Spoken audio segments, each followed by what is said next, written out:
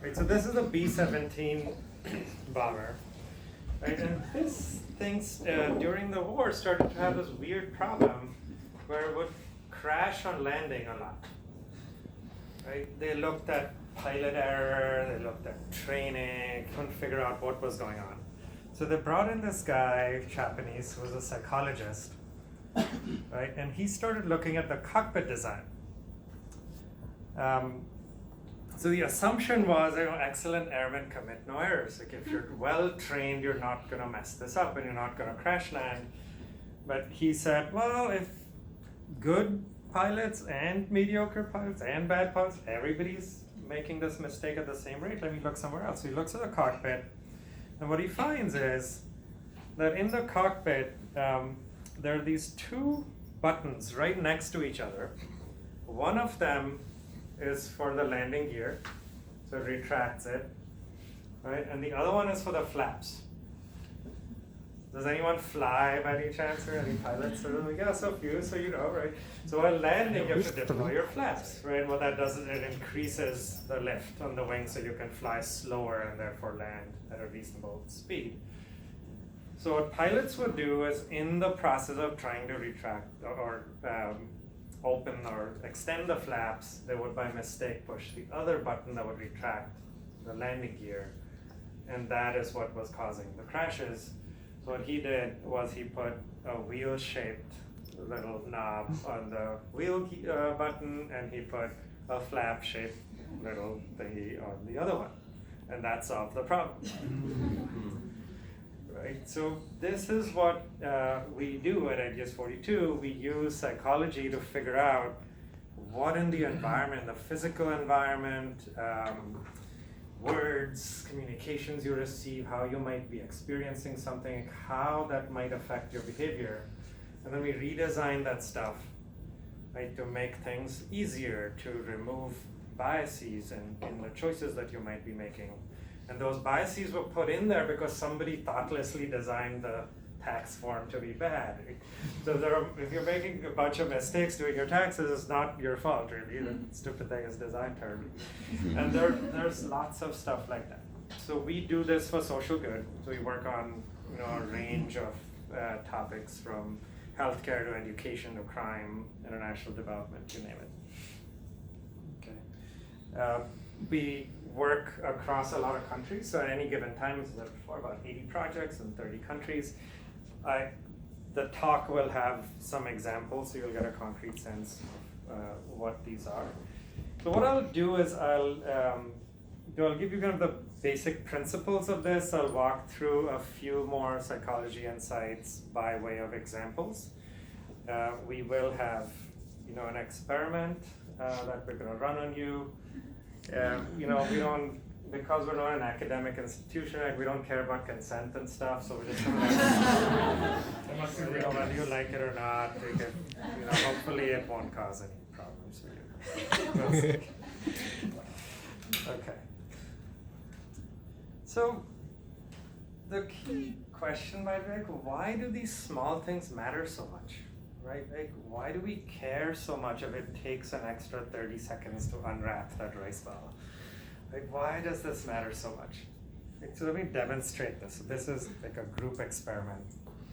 Let's see how much wine you guys have had. So all you have to do is call out the color of the shape. So I'm going to flash a bunch of shapes in front of you and just call out loud what the color is. Okay, so let's practice on this one. Blue. Okay, here goes. Yellow, green, purple, red, black.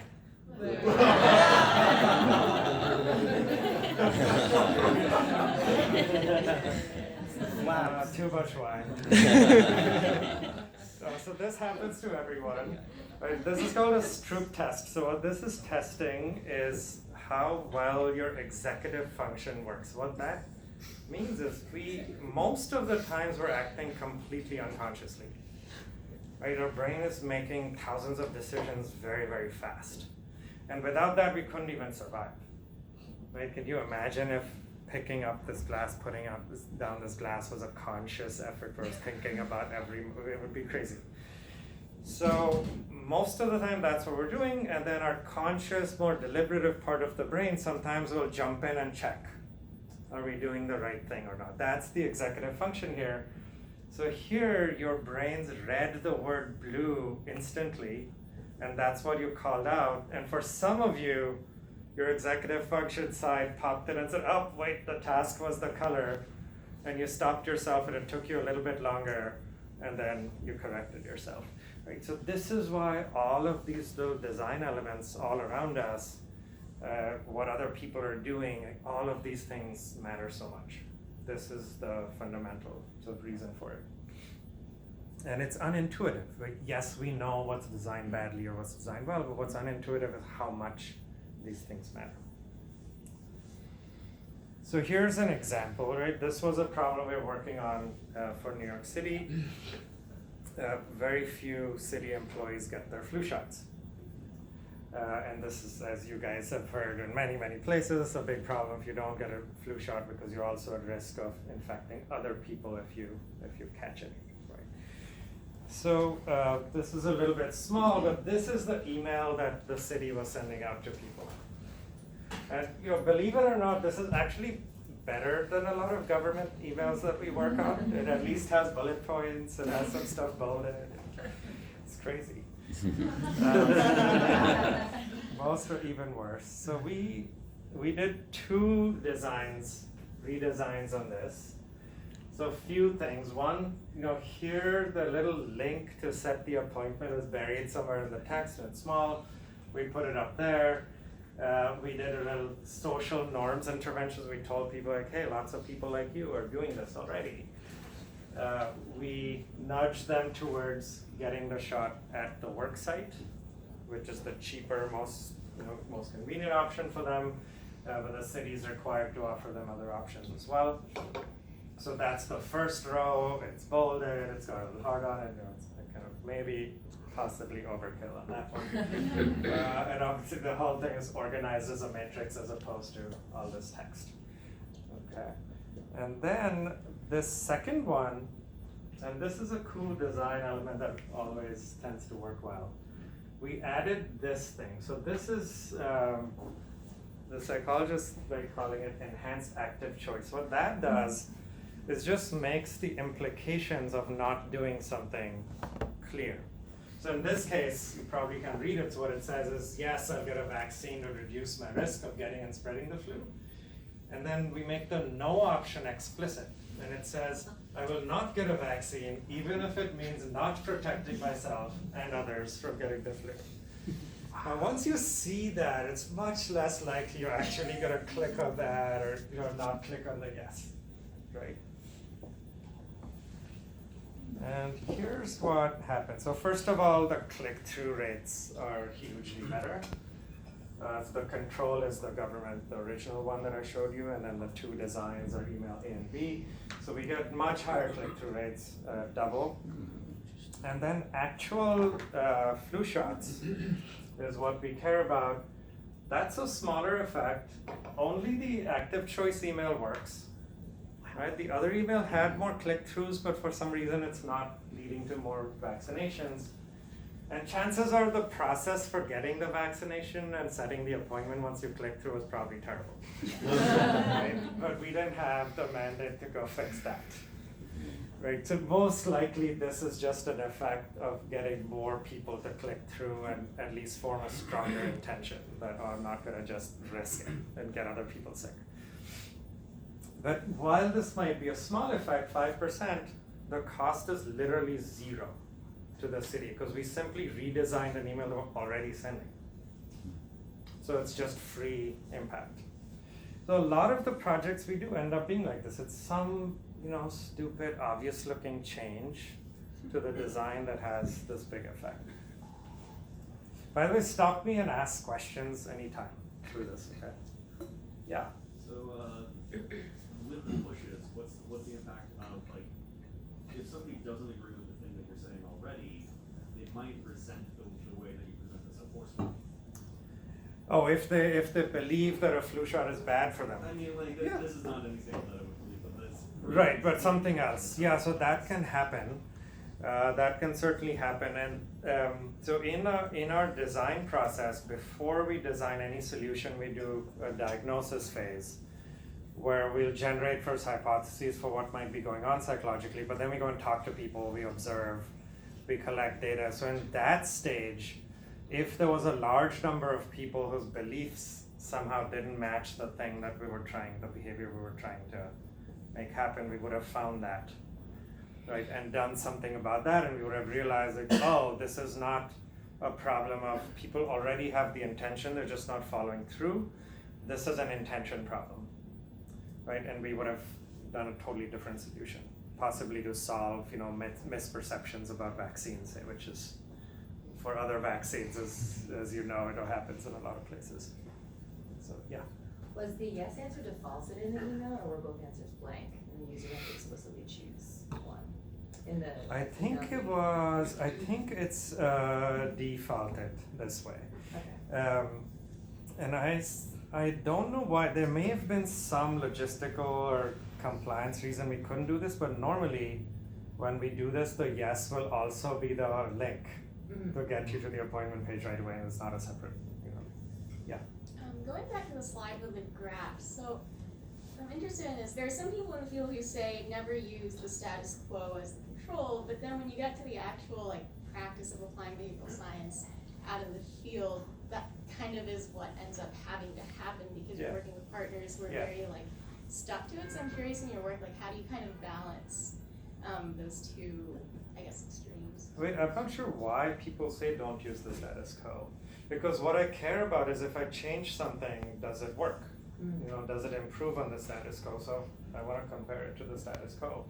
I think maybe what people are saying is sometimes people do a control which is nothing at all, right? And then they show massive effect. So you're sending people saying no email about the flu shot, and then you're sending a behavioral email and saying, look, we increased flu shots by 10x. Yeah, that's not really testing the behavioral principle per se. That's just saying, well, you send people an email. That's the behavioral design, not the actual details of the email. So, okay, I'll take one more and then we'll press on. What was the reason for providing the choices? As in, why would someone actually? Why would actually someone? I mean, if I see a radio button on an email, why would I click it? It's the choices of the yes and no. Yeah. So when you make a choice explicitly, you tend to commit to that choice more. Right, but why did they even have to make a choice at that point? Is fine. It's a behavioral intervention. It's just to get them to commit to the yes a little bit more. Because if I explicitly decide to get you to choose something, let's say I give you an option of whatever 5 chocolates or something, and you have to choose as opposed to I just assign it to you. You will tend to like that more because you chose it. So it's just, this is one of the funny behavioral phenomena. All right, so let me press on. We talked about tax forms before. We talked about lots of designs that made things easy, right? So these small hassles and bad design features matter a lot more than we think. So this is photos of a FAFSA form, the federal student aid application. Many of you have probably suffered through filling this thing out. It's 6 pages, yeah, it's a pain, it's almost as bad as a tax form. But you're getting thousands of dollars for doing this, right? It shouldn't matter, right? Yes, it's painful, but if I tell you, hey, I'm going to give you this task that's going to take you 6 hours and you might have to get some help, but I'm going to pay you $10,000 for it. You take that job, right? It's a pretty good deal. But still, this thing matters a lot. So in this study, these researchers partnered with H&R Block, and the control group just received some information on how to fill out the FAFSAs and instructions. Right, and this is what happens with 40% of these families submit a FAFSA and then 27% actually enroll in college eventually. In the treatment group, they had the H&R Block tax professionals help them fill out the FAFSA form because they already had all the information they needed, right, on their tax forms. And that does this. Right, 30% more people are going to college because somebody helped them with the form. Right? So that's a massive effect. If you think about how much more financial aid or other costly solutions it would take to get that sort of bump, it would be huge. So again, a small thing mattering a lot. Okay, so this is another sort of area. This is almost like magic, this part of psychology. So there's a few psychologists who study mindset. So these are things that we believe that, change how we perceive a situation. Right? And specifically the one idea we were using here was this sense of belonging. Like, do you feel like you belong somewhere or not? And if you do feel like you belong, you tend to stick it out, you will suffer through more hurdles, etc. So this is a project that we did with San Francisco State, and they wanted us to work on the dropout problem. So about 18% of students were dropping out between the first and second year. Right, we looked at it, only less than a third was because of academic reasons. The rest were just mysteriously disappearing. And we couldn't find a particular moment when they were leaving. Right? This soft sort of disappearing, they'd stop going to classes and then just not register for the second year. So we thought maybe this is a mindset problem. Right? And why did we think that? Because this school is it's largely commuter. A lot of the students are first generation minority, low income. Right? So there isn't really a campus feel. People aren't living on campus. They don't feel like they're part of the university. So we thought maybe there's a mindset belonging issue. So we had upper class students make a video talking about their own experience and how they were struggling in the first year, and that is perfectly normal, and then they talk about the strategies they use to get through the first year. That video then appears on the student portal where people are logging in, they watch it. There's some other elements of this that I'll walk through in a minute, but here's a very, very short clip from the video, which a student group made, and it's amazing production. So I was like, am I not at this level? Do I give up? Do I drop out? Or maybe do I just need a moment of clarity? Do I need to take a step back in something? I did so much work to get here. I stayed up like late nights doing scholarships so my parents wouldn't have to pay for my tuition. I lost, a house before that. I lost my grandmother, and I still kept going. So I had to remind myself, well, what is keeping me here? A lot of times I felt powerless, I felt in a new place, but I surrounded myself with other individuals who were in the same position I was, so I could relate. Okay, so the video was about 3 minutes long, and these students also talk about things like, oh, I joined a student group and that helped me and so on. And then people see a short survey where they opt in to receive text messages. And they also are asked for what we call a self-affirmation. So they tell us about a time when they felt successful. They give us a message that they want to send their future self in case their future self is struggling. And then we send those messages back to them at times we knew they would be struggling, like during midterms, finals, during registration. Okay. And then we measure what happens. And we care about the at-risk students. So the research would suggest that this wouldn't work on everyone, right? This only works on students who are minority, first generation, low income, etc., for whom this belonging could be an issue. So the first chart is big, right? Okay, 10% increase, but if you look at the dropout rate, it actually halves the dropout rate, this intervention.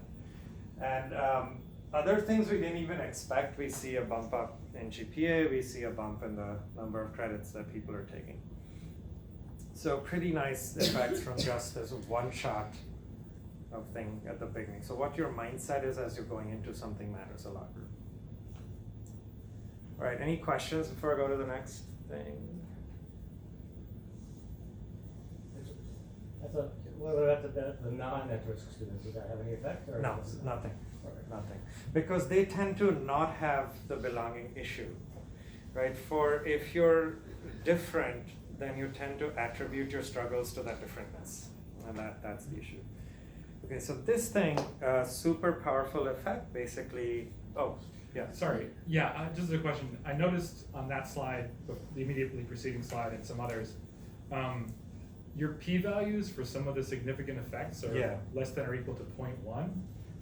That's a pretty, even for social sciences, that's a pretty noisy estimate. Oh, 0.1 is pretty noisy. Yeah, those. So these ones are. This one is 0.1 on the GPA, which wasn't the thing we were trying to move. Right. Okay. Right. The dropout rate is 5%. Oh. Okay. But the vaccine one, yeah, your eagle eyes. If you saw that, that Yeah. one is a less powerful effect than the vaccines. Yeah. So how did you actually find out it was a mindset thing? Were you interviewing It's a people? hypothesis. We or- did interview people, but for obvious reasons, it was hard to find students who had dropped out. So the interview sample is pretty biased, right? So it's a hypothesis. That's why we run randomized controlled trials on everything we do, because we have no idea if we have the right solution idea. Okay. All right. So social norms. This is a very simple thing, but surprisingly powerful. We tend to do what we see other people doing. Now, not when we know what we're supposed to do, right? We do this more when we're not really sure.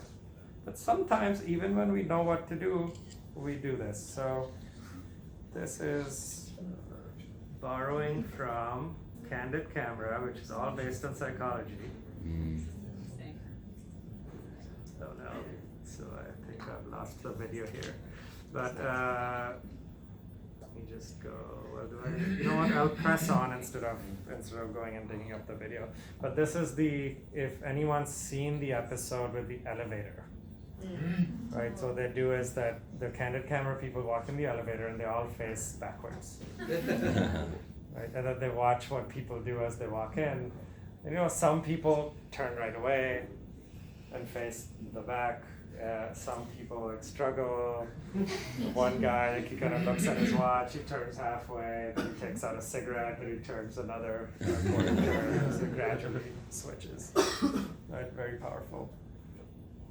So this also works in the real world. So we did this project for a town in Costa Rica that was trying to conserve water. Right? When we interviewed people and did our diagnosis, we found a few things. People didn't know if they were using too much or too little. They had no idea. And second, they didn't really know how to save water. What could they concretely do? So we designed these stickers that we would put on the bills, the water bills. And if you were using more water than the median household in your neighborhood, then you would get this sad water droplet. And if you were using less, then you would get the happy water droplet. So very emotional, direct feedback. And then the little bullet points in Spanish on the yellow one, those are these things here. Those are just tips, like take a shorter shower, water your lawn less often, and stuff like that. Right? This thing has a 5.6% reduction in water usage, which would take a massive increase in price or some other more traditional way of getting this to happen. So just simple social comparisons. How did you measure that? A randomized control trial. So some people had the stickers, some didn't. They just got the normal bill. And the utility had data on what they were using. So this was in partnership with the World Bank, so they were able to help us with this also. I have a question on that. Oh, yeah. Is the reduction coming from the key trace with the population in this other mountain? Is it that the fact that people are doing well is making it better, or is it coming from people that weren't doing well? By definition, these people were worse than median. No, I So you're saying like, did the people who get the happy droplets start saving more water? I don't remember. They would have checked that. Yeah, but I don't remember if we checked that or not. Usually, the risk with the happy one actually is that those people start doing worse. Yeah. Right? So it's usually, so normally, if we had done this in a more sophisticated way, we wouldn't have just done the median. We would have done, your responsible, water conscious or environmentally conscious neighbors. So we could have used a benchmark that was higher. But here we just did median. Yeah, a little side note, interestingly, we tried neighborhood versus the whole town. The whole town has half the effect. So people really care about their peer groups. Yeah. So broadly speaking, I'm really curious. It sounded like just having the happy, positive reinforcement might not have that strong of an effect. And I'm curious if, like, in your social sciences or your research, if positive reinforcement is found to be less effective than showing like negative consequences. For example, looking at cigarette warning packages. Yeah, it depends. So in some cases, the fear appeals backfire actually. Oh. If you make it too extreme, then people say, oh, this will never happen to me. This happens to those people over there. So you have to balance it. It's a little tricky. That's why you gotta test this stuff. And the positive reinforcement works really well when people have set a goal and then you're showing them progress towards that goal and you're giving them positive reinforcement on that. But just positive reinforcement without any benchmark that they're trying to move towards, yeah, will naturally not do much. Okay, I'll keep going. No, let me skip this one. Okay, and this is, I want to save time for some of the fun experiments and so on. So this is a study, actually. This is not a solution to anything, but I wanted to leave you guys with this one. So this is a study on what happens when people experience scarcity of something, in this case, scarcity of money. So this study is happening in a mall, right? People are approached. They are asked to do, some tests like the Stroop test that you guys did. Like these are tests of your cognitive function and just how you're doing, sort of like IQ tests. So a higher bar is a better score. And then while they're doing this test, some people are asked to think about, well, your car just breaks down, you need $300, where will you come up with $300, okay? And in some cases, people are asked, well, the car breaks down, it's gonna cost $3,000 to fix it, where are you gonna come up with $3,000? So the 300 is the gray bar, the red bars, the pink bars are 3,000, okay? And then the population is split by what their income is. So basically what's happening here is if you see nothing, it doesn't matter if you make money or if you make more than median income, right? The 300 versus 3,000 doesn't matter to you. But if you're poor, if you're making less money, having to think about a $3,000 unexpected cost literally reduces your IQ in that moment, because now you're spending your brain capacity on thinking about that cost, even though this is totally hypothetical. Like, it's equivalent to about losing a whole night's sleep.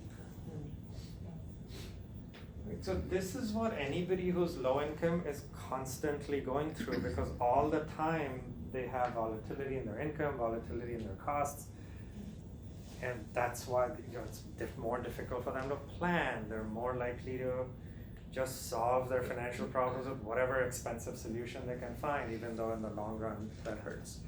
So this is a key finding from psychology that underlies a lot of the work that we do, because we're working with these populations that are constantly under scarcity. How to solve this? Still a work in progress. Not easy to do. Not easy to do. The key insight is that this comes not from just having less money, it comes from the volatility in your financial situation. So there's a ton of this. I only showed you like 3 or 4 things here. There's, I don't know, hundreds of psychology phenomena. This research goes back to, arguably, 30s, 40s, 50s, depending on who you're talking to. There's tons and tons of this stuff sitting in academic journals. Very few people actually use it for anything. Some of this is baked into marketing, so marketing professionals are using it, but a lot of it is just out there for use. So that is what we spend our time doing, but we do it for social good. Okay. Let's see, this video works. If it doesn't, then all my videos are broken, except the first one. This one I will find for you. Okay. So this one is another candid camera. right? So you might be thinking like, well, we could survey people, right? And we could just ask people what they're thinking, what's going on, and why isn't that not enough? So here's what happens if you ask people questions in a survey. Let's see.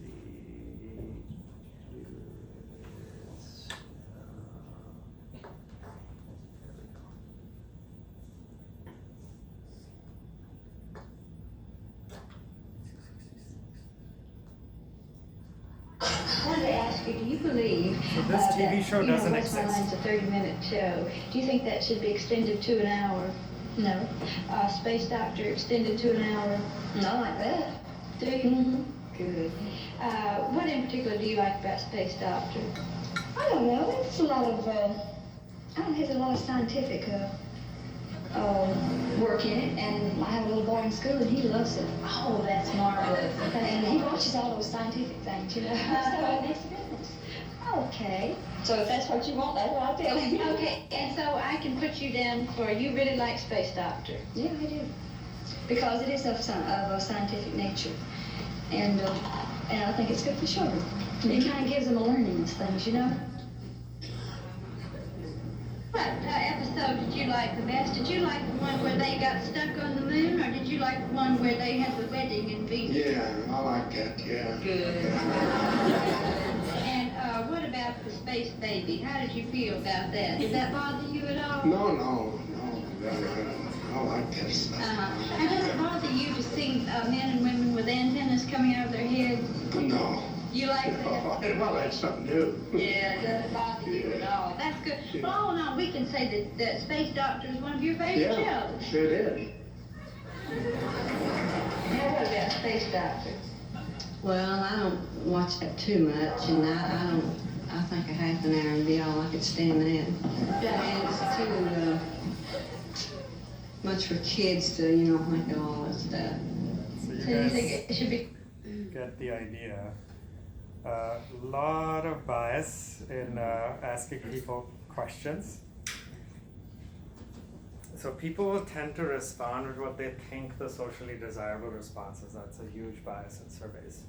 I mean, this is literally a non-existent show. They just don't want to seem like, this is what they do, and I think I cut that part out. The surveyors saying like this is the most popular show or something like that. So they're setting people up to feel like, oh, if I don't know about this show, that I must be out of it or something.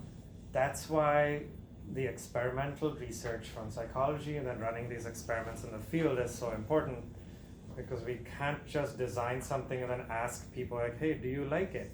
Would you buy it? We have no idea that's going to translate to actually anything real. Right? So you've got to test stuff in the field. So at the end, we're going to do an experiment, but before that, any questions on the talk? Yeah. What's been the most surprising finding that you found? Usually it's when we get really big effects from doing something really simple. There was one project we did. This was again a form simplification thing. So these were, if you get behind on your student loans, you can sign up for this income-based repayment plan, right? But the last step of the process is you have to just fill out your name, address, and sign this government form and send it back. We couldn't change the form. I mean, 40% of people are not sending the form back. So we designed a document jacket. Right, it was just like a manila folder. We cut out holes for the 2-3 things people have to fill out. So we covered up all the legalese and complicated stuff. And they just had to sign it and send it back. This thing had over a doubling of symbols. Like, we didn't expect it would be that. So most of the time it's the crazy big stuff. And then we look at the data 10 million times because this can't be what it is. It's such a simple design. Let me go over there. Have you ever had a project that, like, where the result was the complete opposite of what you thought you were going to see, or completely backfired? We have not had a backfire, knock on wood.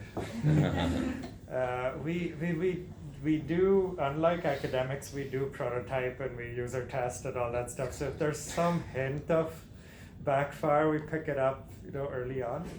So that may be how we've avoided it. Maybe we just don't try anything too crazy or risky. But, lots of questions. I notice all the examples you give are rather elegant, but have you had to implement things that maybe take a little more massaging or less, I don't know, pretty kind of thing? What do you mean less? In what sense? For instance, with the form, it was you simply you simply put a jacket and you're done. Maybe with another project, he was like, you put the jacket and you do this and you do this. Oh, and then, sure. Yeah, so that, we did another version of the San Francisco State one that I showed you for SUNY Brockport. And there wasn't a great student group that could make us a video, and there wasn't a student portal that we could put the video in. So we had to have an actual physical class that students were going to, and it was like this orientation class, and somebody was manually sending texts, and it was like super clunky and expensive. So sometimes if people don't have the the systems, we have to do it that way to make the business case that, hey, look, you ought to change your systems to plug this in, because it works. And it worked there also. Cool. Yeah. I was gonna ask you, like, if you're allowed to say, like, what has been one of the kind of the most frustrating or biggest unsolved issue that you've been working on that maybe you've had no results with or so forth?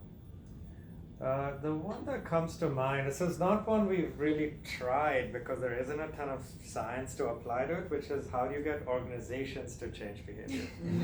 Right, so in doing all of this innovation, the hardest challenge is to convince people to actually do it or even try it in the first place. There is a lot of literature in organizational behavior and org change, but because of the nature of it, they can't run experiments. Like how you can't find enough samples of organizations that are similar to go run experiments on them. So the science is a little bit squishy as a result, and that is a big problem. That's what goes wrong with our projects most often. Is it started and some executive changes their mind, or they get cold feet. They don't want to do the better thing. They want to do the simpler thing. And so yeah, that is the most frustrating, I think. Thank you. All right, let me do one more, and we'll do an experiment. Let's go here. I'm curious to hear your opinion on how you can apply all of this to, for example, get people to vaccinate their kids. There's so the diagnosis of that is a good question because it relates to a question earlier about what if people just have a problem with a belief, right? So for some people, they may believe that the vaccine will make the child sick or cause some other problems. So there the solutions are about figuring out like where did that belief come from and how do we get around it. Did it come from hearing, was it a social norm? So did you hear your friends and neighbors talk about it? Did you hear about one vivid case where some illness was misattributed to a vaccine or something like that? Or what the source is. So you have to figure that out. Those are harder. Changing the beliefs is really, really hard. A lot of times with vaccination, it's simply, when it's like you've got to take one, then a second dose 2 months later, and the next dose like 4 months later, that's just hard to remember. Right? It's far out, it's a different period of time, so simple reminders help. In poorer countries, stuff like